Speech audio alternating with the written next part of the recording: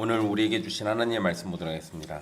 오늘 우리에게 주신 하나님의 말씀은 마태복음 6장 10절 말씀입니다. 마태복음 6장 10절 말씀입니다. 귀하신 하나님의 말씀 받들어서 읽도록 하겠습니다. 나라가 임하시오며 뜻이 하늘에서 이루어진 것 같이 이 땅에서도 이루어지이다. 아멘. 이 말씀은 살아계신 하나님의 말씀입니다. 지난 시간 우리 주기도문의 첫 번째 기원을 함께 살펴봤습니다. 하나님 아버지의 이름이 거룩히 여김을 받는 것은 우리의 구원과 연결되고 하나님의 영광으로 이어집니다. 우리가 하나님께 속한 백성이라면 하나님의 영광은 우리의 기쁨이 되는 것입니다. 그리고 하나님의 거룩이 드러나는 것은 우리에게 복이 임하는 것을 드러내는 일입니다. 오늘은 우리 주기도문 두 번째 기원을 살펴볼 겁니다. 두 번째 기원은 나라가 임하시오며입니다. 여러분들 습관적으로 주기도문 하시는 분들은 이 나라에 임하시오며 이렇게들 많이들 하세요. 왜냐면 예전 성경에 나라이 임하시오며 이렇게 돼 있었어요. 그래서 나라에 임하시오며라고 이렇게 많이 하는데요. 정확한 표현은 우리 성경처럼 나라가 임하시오며입니다. 나라에 임하신다라고 그러면 하나님이 하나님의 나라에 임하시는 거잖아요. 근데 그게 아니라 하나님의 나라가 우리에게 임하기를 바라는 겁니다. 여기에서도 첫 번째 기원하고 마찬가지로 원문에는 당신의라는 표현이 있습니다. 그래서 정확하게 읽는다고 하면 당신의 나라가 임하시오며라고 읽어야 합니다. 그러니까 하나님의 나라가 이 땅에 임하게 되기를 바라는 기도입니다. 우리는 하나님의 나라를 이해할 때 두 가지 개념으로 이해해야 합니다. 하나는 통치, 즉 하나님의 다스림을 말하는 하나님의 나라가 있고, 다른 하나는 공간적 개념으로 우리가 보통 천국이나 천당이라고 말하는 하나님의 나라가 있습니다. 이 하나님의 나라라는 용어 안에 이게 다 포함되어 있기 때문에 우리는 이 부분을 같이 생각을 해야 할 겁니다. 이것을 사람들은 이미 온 하나님의 나라, 그리고 앞으로 올 하나님의 나라라고도 부르기도 합니다. 우리가 이 두 가지 개념으로서의 하나님의 나라에 대해서 잘 이해하고 하나님의 나라가 임하시기를 기도할 때 바로 이 두 가지 개념을 염두에 두고 기도하는 것임을 알아야 할 겁니다. 일단 우리는 먼저 통치로서의 하나님의 나라를 좀 살펴보려고 합니다. 이것이 보통 성경이 말하는 하나님의 나라입니다. 성경에서 하나님의 나라가 언급되면 거의 예외 없이 하나님의 통치를 가리키는 표현입니다. 그런데 우리는 천국이라는 하나님의 나라를 일반적으로는 죽어서 가는 곳 또는 마지막 심판이 있어야만 가는 곳이라고 생각하기가 쉽습니다. 그래서 천국은 굉장히 먼 이야기처럼 이해를 해요. 그러니까 우리가 지금 천국을 살고 있다라는 말은 피부에 잘 와닿지 않습니다. 오히려 그냥 우린 죽어서 빨리 천국 가야지 이렇게 말하면 피부에 잘 와닿죠. 그런데 이렇게 되면 그 공간의 개념인 천국만을 우리가 이해하고 있는 거예요. 하나님의 통치의 개념으로서의 이 천국을 이해를 못하는 겁니다. 그리고 이 하나님의 통치로서의 하나님 나라, 이 천국에 대한 개념이 없으면 자칫 이단 사상으로 빠질 수도 있습니다. 이게 미국에서는 주재권 논쟁이라고 굉장히 시끄러웠어요. 한 20년 전 얘기예요. 근데 이 주재권 논쟁이라고 해서 하나님의 통치, 하나님의 다스림, 요것과 이 복음과 연관지어 가지고 설명하는 건데, 그것을 받아들이는 사람이 있었고 그것을 받아들이지 않아도 구원받는데 문제가 없다고 얘기하는 사람들이 있었습니다. 그러면 받아들이지 않았다라고 했을 때는 하나님을 왕으로 또는 예수님을 왕으로 여기지 않아도 그냥 믿음으로 구원받는다라고 이야기를 하는 거예요. 그렇게 되면 통치로서의 하나님의 개념이 사라져버리면 방종하게 됩니다. 내 마음대로 살아요. 이게 제일 심각한 문제입니다. 그래서 여러분, 우리가 보통 세상 사람들이 한국 교회를 손가락질 할 때 왜 손가락질 당합니까? 만약에 성경의 가르침대로 우리가 살아가지고 손가락질 받는다고 그러면 괜찮아요. 그런데 세상 사람들이 우리한테 손가락질 할 때 하나님이 그렇게 시켰냐, 예수님이 그렇게 가르쳤냐 이런 얘기를 하면서 비난할 때가 있어요. 그 얘기는 세상 사람들도 대충은 알고 있는 거예요. 성경에 그런 식으로는 안 써 있을 거다. 그러니까 성경에 써 있는 대로 따르지 않으면 세상 사람들이 우리를 그거 가지고 멸시하고 손가락질할 수가 있는데 그게 이 하나님의 나라 통치와 연관되는 거예요.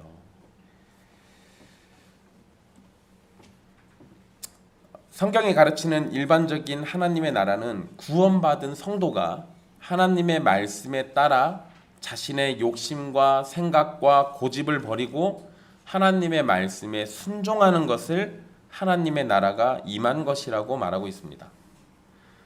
그러니까 여러분 하나님의 나라를 이야기할 때는 그냥 구원받지 않은 사람들에게 하나님의 나라가 임하지 않아요. 이 부분도 조심하셔야 할 필요가 있습니다.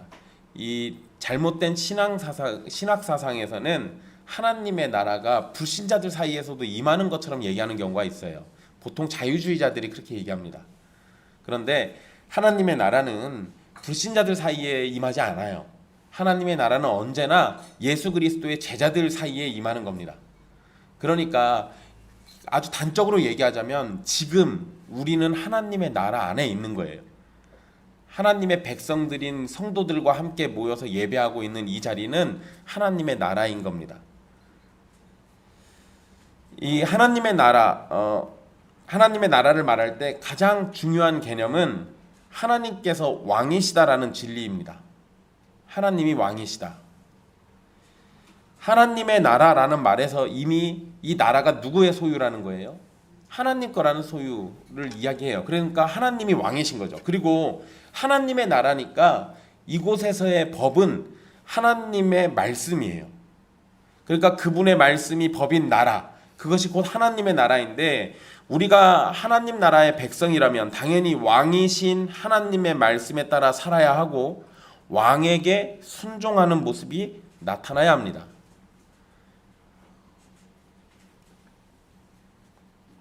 여러분 요새 은성이가 고려 거란 전쟁에 빠져가지고 요새 고려 거란 전쟁을 아주 열심히 시청하고 있어요. 은성이가 자꾸 물어봐요. 이건 뭐예요? 저건 뭐예요? 왕이 그런 얘기 하잖아요. 짐이 이렇게 얘기하니까 아빠 짐은 뭐야? 아, 왕 스스로 자기를 가리킬 때 왕 짐이라고 해. 이것저것 거 막 얘기하다가 은성이가 분개하는 장면이 나옵니다. 배신자들이 나타났을 때 왕의 명령을 개똥같이 알아듣고 또는 나라를 팔아먹는 매국노들이 등장했을 때 은성이가 굉장히 화를 내요. 네, 여러분 어느 시대나 어느 나라나 왕이 있으면 왕의 명령이 있고 백성들은 당연히 그 명령을 따르는 것이 일반적입니다. 어떤 때는 악법이어도 따라야 할 때가 있어요. 법이기 때문에 그래요. 그런데 하나님의 나라라면 당연히 하나님의 법이 있고 하나님께서 선하신데 하나님의 법이 악할 리가 없어요. 그러면 하나님의 법에는 당연한 순종이라는 걸 보여야 하는 게 하나님 나라의 백성으로서 당연한 모습들입니다. 그러니까 그런 것들은 너무나도 당연한 건데 성경이 계속해서 그 이야기들을 우리에게 알려주고 있거든요. 여러분 구약 성경에는 하나님의 나라라는 용어 자체가 나오지 않습니다. 구약 성경에는 그런 말이 한마디도 안 나와요. 대신에 하나님께서 통치하신다라는 개념, 또 하나님이 왕이시다라는 개념은 반복해서 나옵니다. 하나님이 왕이신 거를 극단적으로 거부했던 때가 있죠. 오죽했으면 성경에다 써놨어요.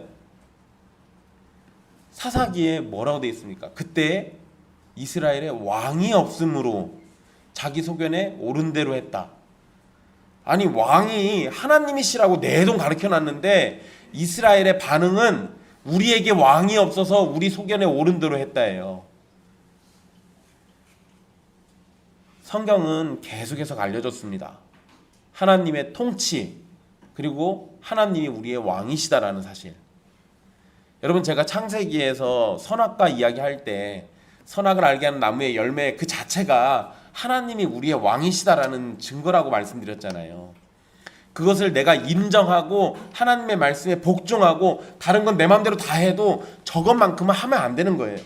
왜? 내가 왕이 아니라 진짜 왕은 하나님이시니까. 그러니까 에덴 동산의 사건도 하나님을 왕으로 인정하느냐 아니면 내가 스스로 왕이 될 것이냐 이거에 대한 이야기예요. 첫 범죄가 하나님을 왕으로 인정하지 않는 순간에 벌어졌습니다.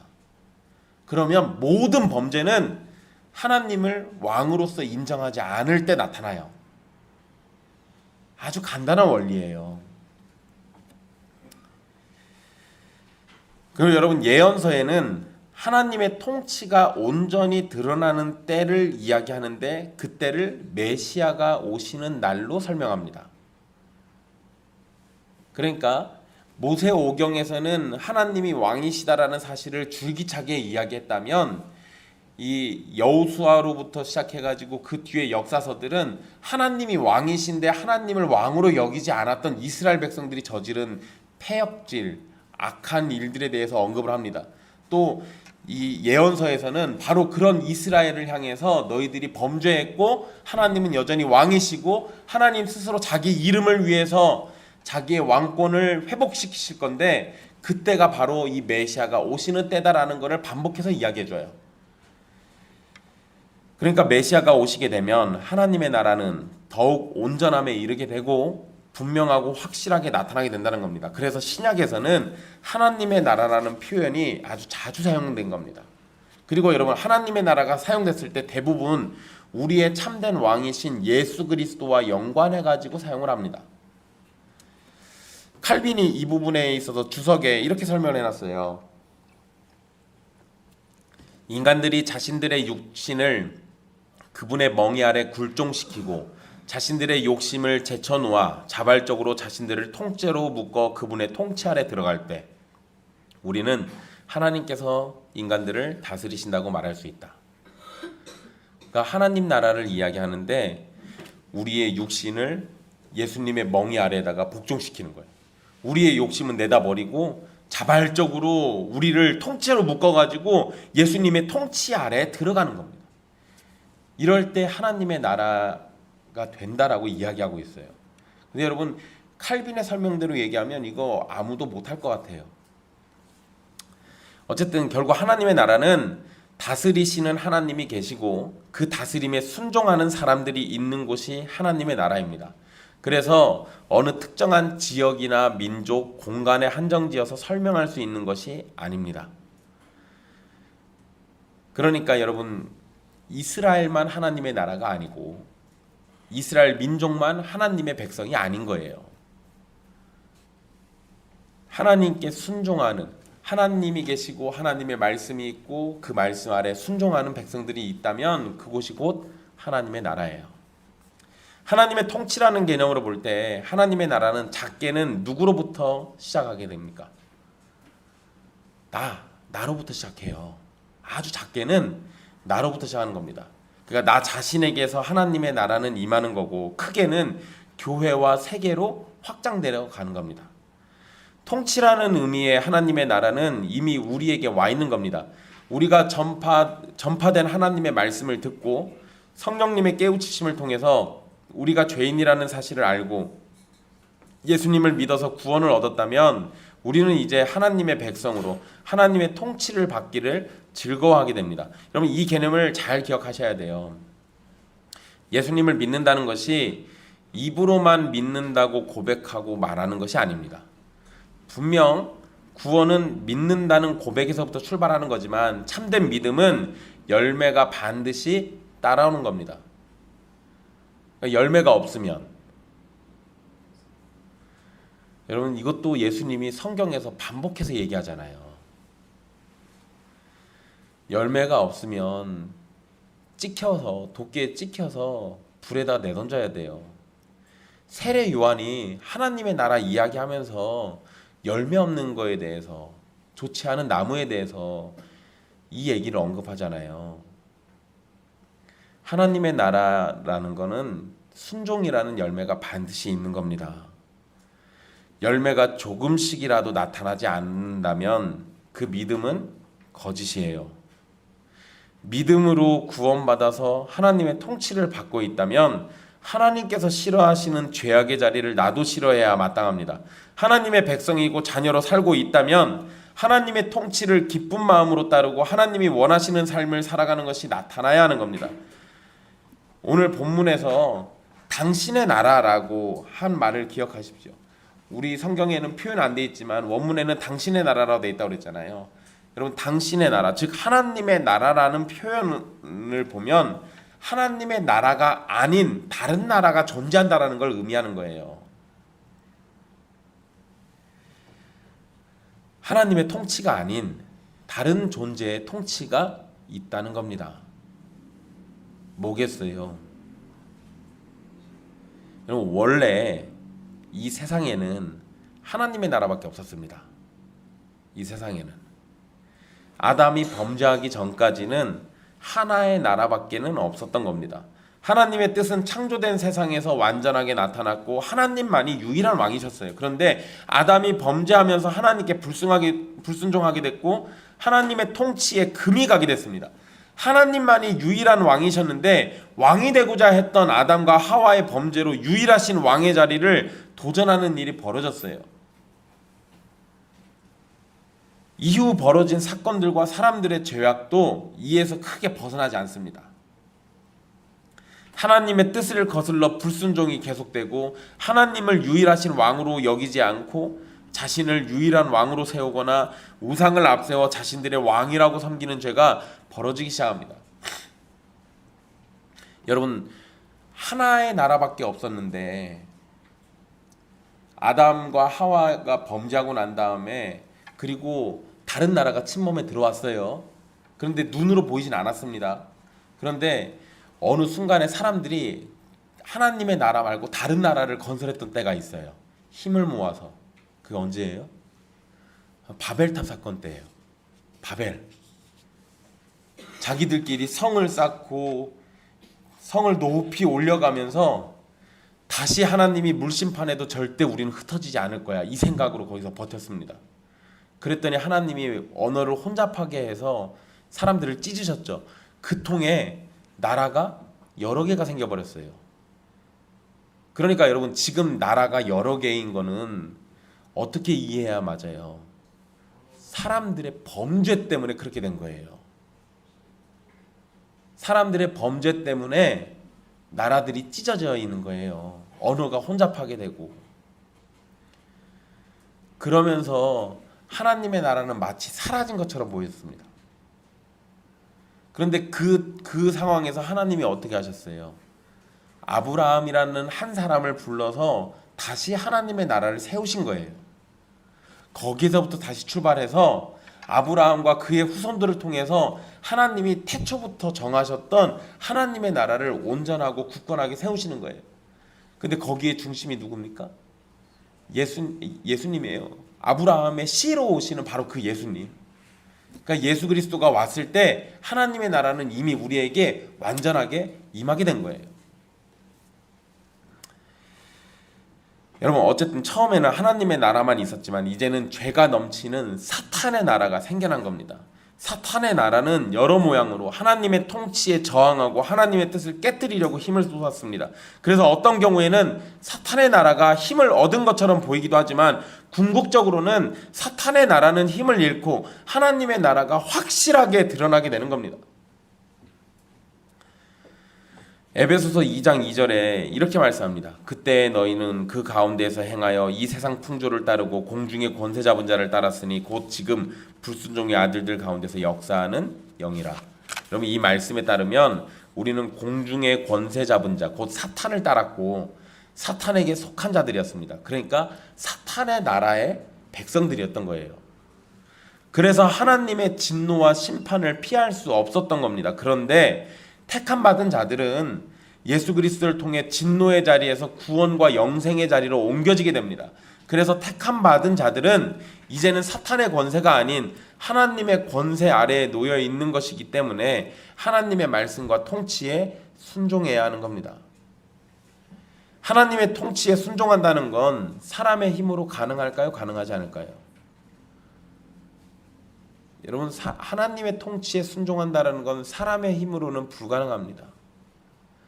만약에 우리가 아담이 범죄하기 전의 상태라면 가능해요. 근데 범죄하고 난 다음에 지금의 상태는 가능하지 않습니다. 여러분 아주 단적으로 쉽게 생각하셔도 쉬워요. 아담이 뱀의 꼬임에 한 번에 넘어갔어요. 그죠? 뱀이 와서 하와를 꼬드겼고 그 꼬드김 거짓말에 그냥 걸려 들어갔다고요. 근데 그때 유혹이 하나밖에 없는 거잖아요. 지금 세상을 돌아보세요. 우리를 유혹하는 악한 것들이 얼마나 많습니까? 아담이 지금 범죄하기 전에 아담이 우리 시대에 와서 살아도 반드시 범죄할 거예요. 유혹하는 것들이 너무 많아요. 그러니까 사람의 힘으로는 이 타락이라는 것을 막을 수 없어요. 그래서 성경은 성령을 통해 거듭난다는 사실을 우리에게 알려줍니다. 이것을 우리는 중생이라고 부르죠. 우리는 성령을 통해서 거듭나게 되고, 그래서 우리가 하나님의 말씀과 통치에 순종할 수 있도록 변하게 되는 겁니다. 중생은 우리가 하나님께 순종할 수 있는 백성이 되도록 변화하는 거예요. 그리고 그렇게 변화된 우리의 모습이 실제로 나타나는 것을 우리는 성화라고 부르는 거예요. 참된 구원을 받은 사람은 반드시 성령님께서 거듭나게 하십니다. 그리고 하나님의 통치에 순종하는 모습이 나타나도록 해주시는 거예요. 만약에 여러분에게 그러한 모습이 나타나지 않는다면 여러분은 구원을 안 받은 겁니다.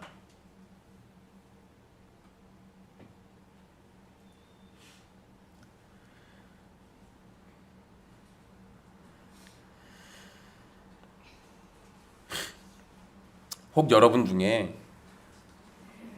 아직도 하나님의 말씀에 순종하는 것이 즐겁지 않거나 괴롭기만 하다면, 적어도 하나님의 말씀을 듣는 것도 하기가 싫다면 여러분은 지옥에 가까이 살고 있는 줄 아십시오.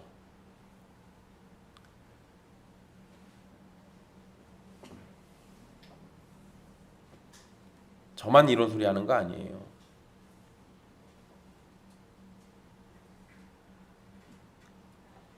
사람이 타락한 본성을 가지고 타락한 세상에 살고 있기 때문에 우리가 하나님의 말씀에 순종한다는 게 항상 기쁠 수가 없어요. 그런데 여러분, 성령님께서 은혜를 주셨는데 하나님께 순종하는 것을 즐거워하지 않는다라고 하면 그게 가능할까요? 아니요. 성령 하나님이 능력이 없으시다면 모를까, 천지를 지으시는 하나님인데 우리를 순종하게 하시는 게 왜 불가능하시겠어요? 여러분들이 성령의 은혜를 받았다면 하나님께 순종하는 모습이 조금씩 점차적으로 나타나야 정상이라고요. 그런데 그런 게 전혀 없다, 하나님의 말씀을 듣는 것조차도 듣기 싫다, 그러면 여러분들은 그냥 지옥의 백성이라고 생각하시는 게 오히려 더 나을 겁니다. 그런데 여러분, 만약에 내 마음이 하나님의 말씀을 조금이라도 듣기를 기뻐하고 힘들지만 하나님의 말씀을 순종하려고 하는 의지가 있다면, 그래서 조금씩 나의 죄악의 자리에서 떠나려고 한다면 여러분은 성령님의 역사로 구원의 증거가 나타남을 기뻐하고 하나님께 감사해야 하는 겁니다. 여러분, 완벽하게 죄를 떠나고 완벽하게 순종하라고 얘기 드리는 게 아니에요. 어제보다 오늘 내가 조금 더 하나님을 더 기뻐하려고 해요. 어제보다 오늘 내가 하나님의 말씀이 더 즐거워요. 시간이 지날수록 조금씩이라도 내가 더 해나가려고 하는 열망이 생기고 그러한 노력이 계속되고, 그렇게 해서 내가 하나씩 이뤄가고 있다면 성령님이 나를 정말로 중생시키신 거예요. 그러면 그땐 감사해야 하는 거죠. 근데 여러분, 그런 게 전혀 없다면 여전히 내 눈은 세상을 향해 있고 세상에 반짝이는 것들에 내 마음이 가 있고 세상의 돈과 재물 같은 거에 내 모든 신경이 다 쏟아져 있다면, 그리고 하나님에 대해서는 별로 관심이 없다면, 그런 사람이 어떻게 하나님 나라 백성이라고 얘기할 수 있겠어요? 그 사람은 여전히 돈에게 지배받고 있는 거고 돈의 노예인 거지. 우리가 기도해서 하나님의 나라가 임하시옵소서라고 간구하는 것은 바로 우리에게 하나님의 통치가 풍성히 나타나고 구원이 임하고 구원받은 증거들이 나타남을 기도하는 겁니다. 그러니까 우리에게는 이런 기도가 너무나도 필요한 거죠. 왜냐하면 성령으로 거듭난 성도로 예수님을 믿는다고 할지라도 여전히 우리에게는 불순종과 말씀 앞에 게으름이 너무도 많기 때문에 그렇습니다. 우리가 과거에는 본성적으로 하나님을 떠난 죄인이었기 때문에 불순종하는 것이 당연한 결과였을지도 모릅니다. 하지만 지금은 성령으로 새로운 피조물이 되었기 때문에 불순종하는 것이 당연하지 않습니다. 우리에게는 하나님의 통치를 기뻐하고 하나님의 말씀을 사모하고 하나님께 순종하기를 숨쉬듯 당연하게 여겨야 마땅할 겁니다. 그렇지만 우리에게 남아있는 죄의 찌꺼기와 죄로부터 오염된 우리의 삶은 하나님의 통치를 받아들이지 못하고 하나님의 말씀을 가까이 하지도 못하고 하나님께 순종하는 것을 힘들어합니다. 그러니 우리는 우리에게 하나님의 통치가 충분히 나타나기를 기도로 간구해야 하는 거예요. 성령님이 나를 중생시켜 주셨는데 왜 기도가 필요합니까? 우리가 연약하니까요. 아니 성령님께서 그 능력으로 나를 거듭나게 하셨는데 왜 기도가 필요한 겁니까? 우리가 여전히 불순종하잖아요. 그러니까 주님께 도와달라고 기도해야죠. 하나님의 나라가 임하게 해달라고, 하나님의 통치가 나를 지배하게 해달라고 기도해야죠.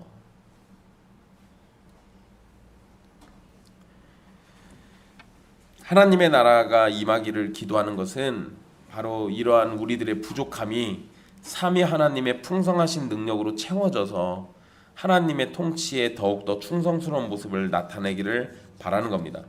또한 하나님의 나라가 임하기를 기도하는 것은 성도와 불신자를 구분짓는 기도의 제목이라고 말할 수도 있습니다. 우리는 완전히 하나님의 통치에 순종할 수는 없어도 하나님의 통치에 순종하기를 소망하고 노력해야 합니다. 성령으로 거듭난 사람이라면 당연히 순종하기를 원하고 원해야 하는 겁니다. 그러나 우리가 육신을 입고 있고 악한 세상에 살고 있기 때문에 온전히 순종한다는 것은 여전히 어렵고 힘든 일입니다. 그러니 하나님께 도움을 구하고 우리에게 필요한 능력을 주시고 우리가 순종할 수 있는 환경과 여건을 만들어 주시기를 바라는 것은 지극히 당연한 겁니다.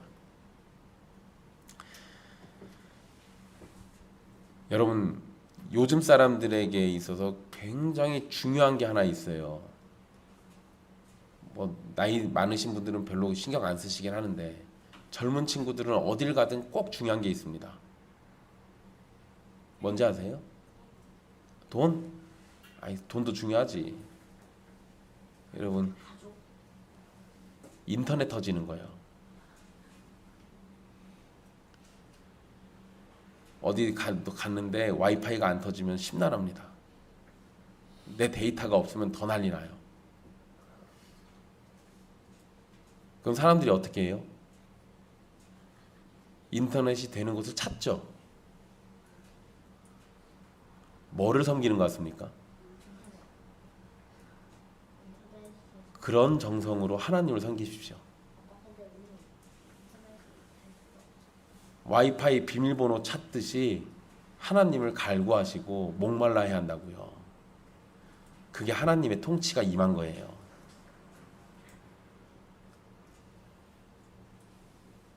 돈 얘기하니까 여러분, 돈 떨어진 거는 못 견뎌 하죠. 근데 하나님께 순종하는 건 못해도 견딜만 해요. 그건 비정상이에요. 돈이 떨어져서 힘든 것 이상으로 하나님께 불순종하고 있는 나 자신 때문에 힘들어야 맞아요. 그게 성도라고요.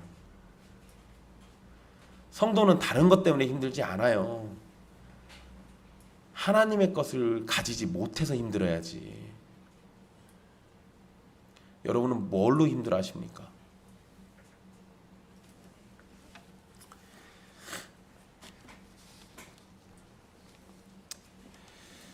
하나님의 통치를 나에게뿐만 아니라 하나님의 통치가 아직 믿지 않는 사람들에게도 임하기를 기도해야겠죠.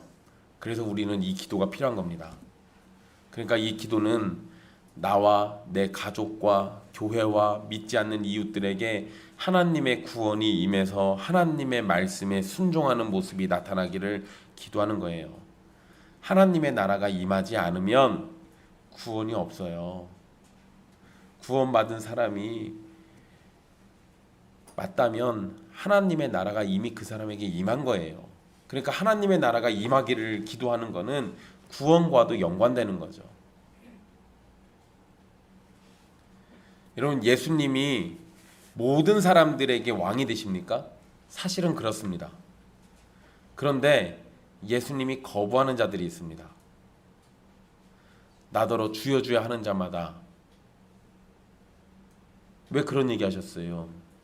실제로 얘도 그렇게 하시잖아요. 주여 주여라고 얘기하니까 예수님 뭐라 그래요? 나는 너희를 도무지 알지 못한다 이러죠. 그 얘기는 뭡니까? 나는 너희의 왕이 되기 싫다예요.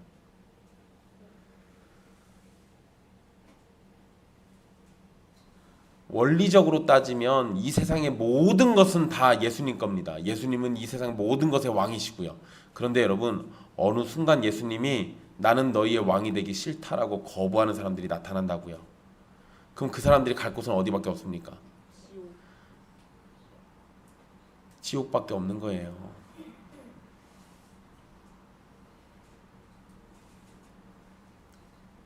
그러니까 하나님의 나라가 임하기를 기도하는 것은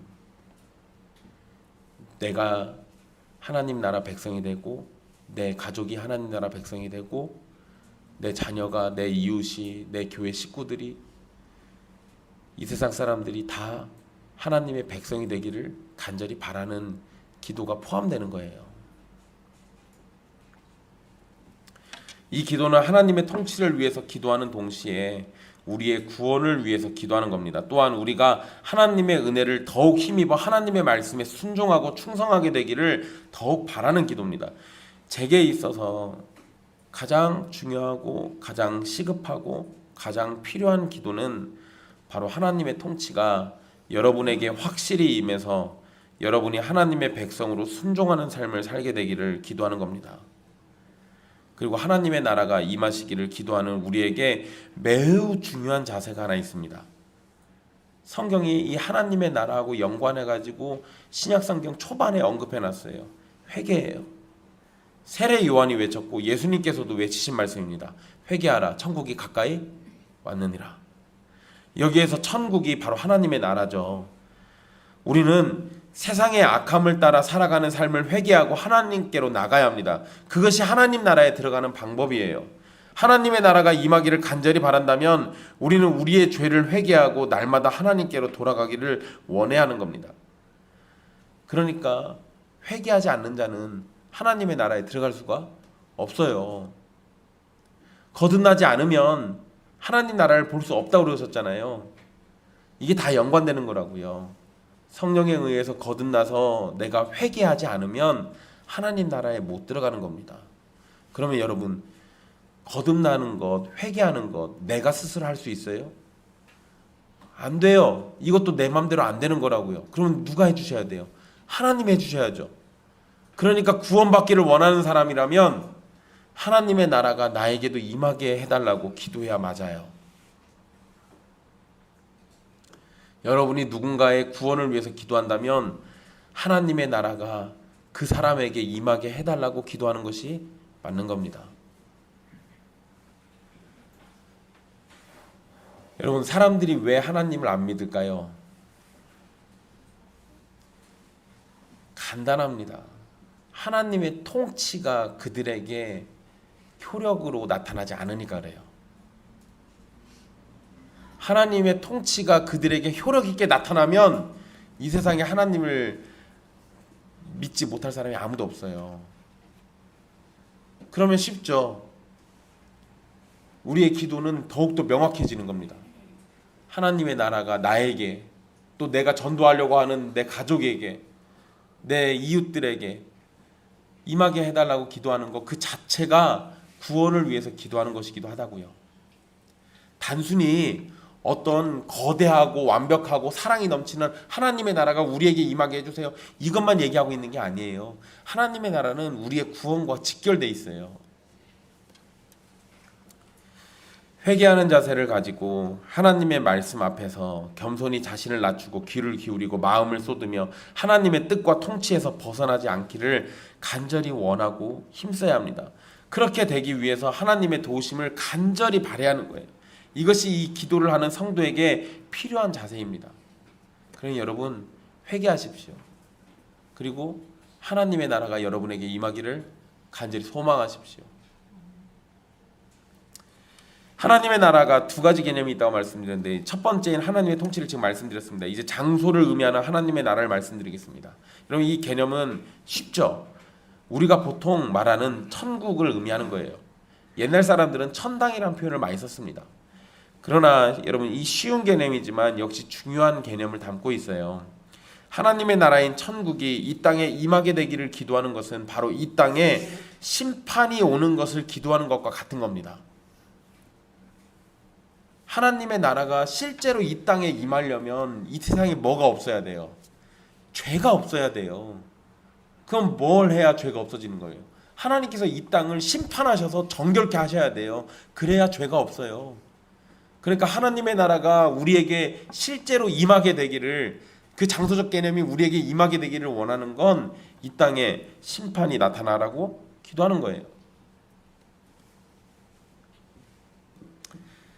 하나님의 통치가 나타나서 우리가 하나님의 백성으로 기쁨 가운데 산다고 하더라도 이 세상 자체가 변하진 않잖아요. 나는 변했을지 몰라도, 하나님의 통치가 나에게 임해서 내가 변했을지 몰라도 이 세상 자체가 변하진 않아요. 이 세상은 시간이 흐를수록 더 악해져서 하나님의 심판을 반드시 받게 되어 있습니다. 여러분, 제가 어저께 이상한 기사를 하나 봤어요. 이영애 씨가 무슨 마약을 소지했다고.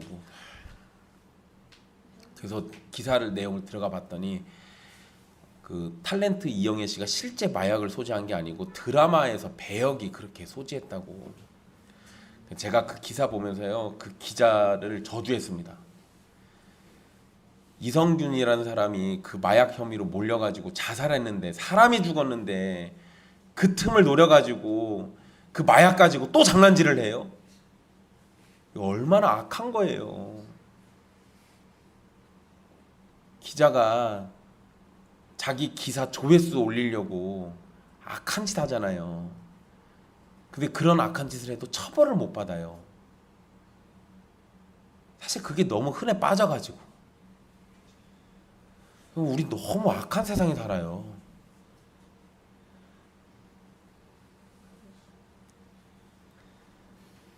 여러분들이 하나님의 통치를 받는 백성으로 열심히 살아도 이 세상은 우리가 열심히 사는 것과 반대로 더 악하게 흘러갈 겁니다. 계속해서 우리는 하나님께 순종하고 이 세상은 하나님께 불순종하려고 온 힘을 쏟아가지고 더 노력할 거라고요. 더 악함이 더 드러나는 그런 죄악된 세상이 될 거라고요. 그러면 여러분, 누가 힘들 것 같아요? 하나님께 순종하려고 하는 우리가 힘들 수밖에 없어요. 그러면 우리가 뭘 바라는 게 맞습니까? 이 악한 세상이 빨리 끝나고 주님의 온전한 나라가 이 세상에 와서 우리를 괴롭게 하는 저것들이 다 사라지고 우리의 기쁨만 가득한 하나님의 나라가 이 땅에 임하게 되기를 기도하는 게 정상 아니에요? 그러니까 당연히 이런 기도가 나올 수밖에 없다고요.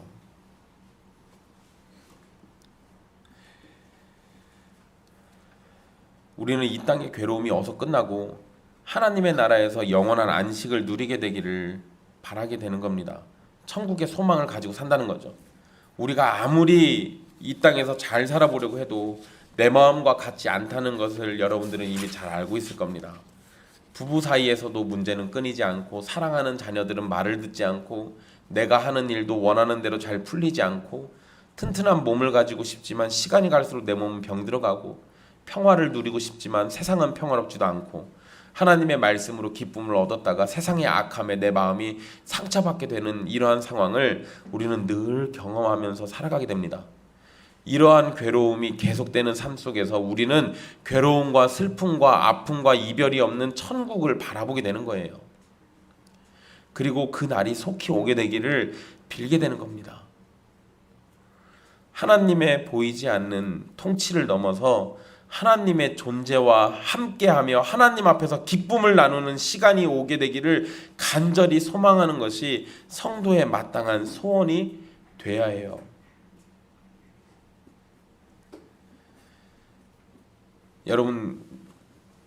여러분들 가족들 중에 예수님 믿고 먼저 돌아가신 분들이 있을 거예요. 우리 1년에 한 번씩 그 돌아가신 날이 되면은 추모라는 걸 하죠. 그때 여러분들 추모할 때 뭐를 추모하십니까?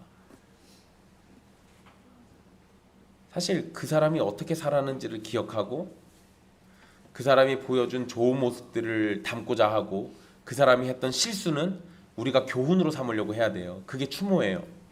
근데 여러분, 추모에 더 중요한 게 하나 있어요. 그 사람이 지금 천국에 있을 거 아니에요. 천국에서 그 사람을 빨리 만나고 싶어 하는 마음, 그 마음으로 그 시간들을 보내야죠. 그 마음이 생기면 천국에서 빨리 다시 먼저 갔던 내 가족들을 만나고 싶다면 이 땅에서 내 믿음을 점검하지 않겠습니까? 내 믿음을 다시 한번 살펴보지 않겠어요? 그게 진짜 추모예요. 그렇게 해서 하나님의 나라를 간절히 소망하게 되는 거, 그게 추모의 핵심이라고요. 이미 죽어버린 사람을 기억하는 게 무슨 의미가 있겠어요? 그걸로 나에게 유익이 돼야 할 거 아니에요. 내 가족들에게 유익이 돼야 할 거 아니에요. 참되게 추모한다면 천국을 소망하는 것으로 끝나야 마땅해요.